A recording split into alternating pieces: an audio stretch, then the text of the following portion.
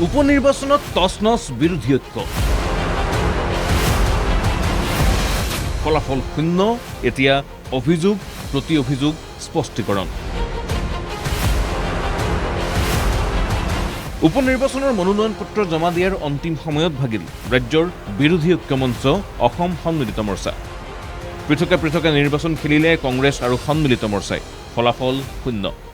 উপনিৰ্বাচনত BJP মিত্ৰজোঁটৰ বিৰুদ্ধে আটাইকেইটা সমষ্টিত পৰাজয়ৰ পিছতেই আকৌ উত্থাপিত হৈছে প্ৰশ্ন, কাৰ বাবে ভাঙিল বিৰোধীৰ মিত্ৰতা?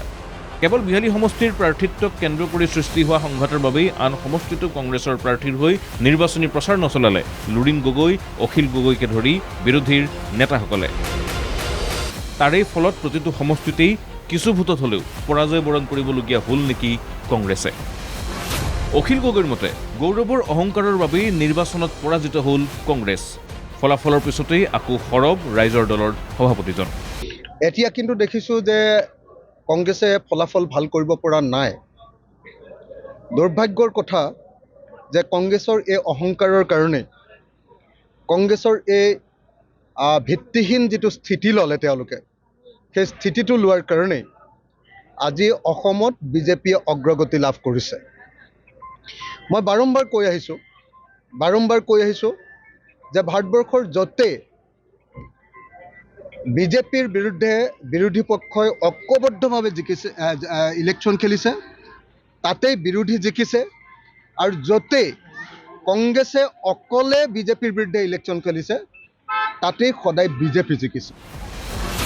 উপনিৰ্বাচনত পতনৰ মূল কাৰণ কংগ্ৰেছৰ অহংকাৰ বুলি মন্তব্য অসম জাতীয় পৰিষদৰ সভাপতি তথা অসম সন্মিলিত মৰ্চাৰ সাধাৰণ সম্পাদক লুৰিণজ্যোতি গগৈৰ।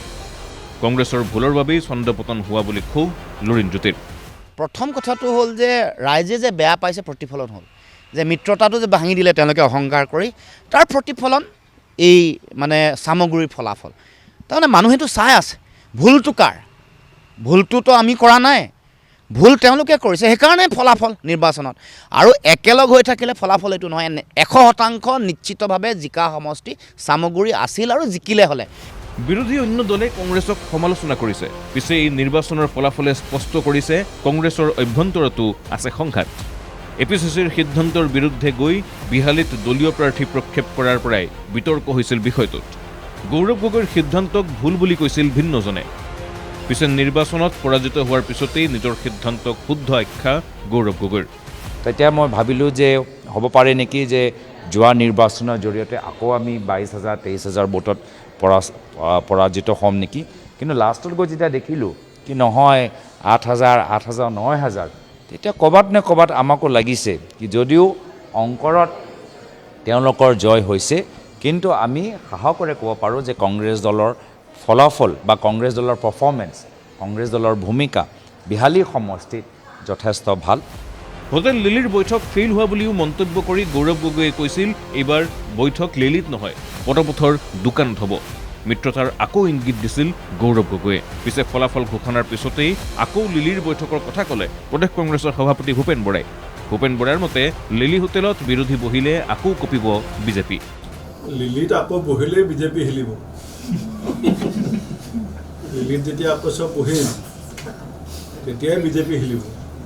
আপোনালোকে চাই থাকক। কিন্তু আকৌ মিত্ৰতাক লৈ সন্দিহান অসম সন্মিলিত মৰ্চা। কংগ্ৰেছক আস্থাত ল'বলৈ টান পাইছে বিৰোধী অন্য দলসমূহে।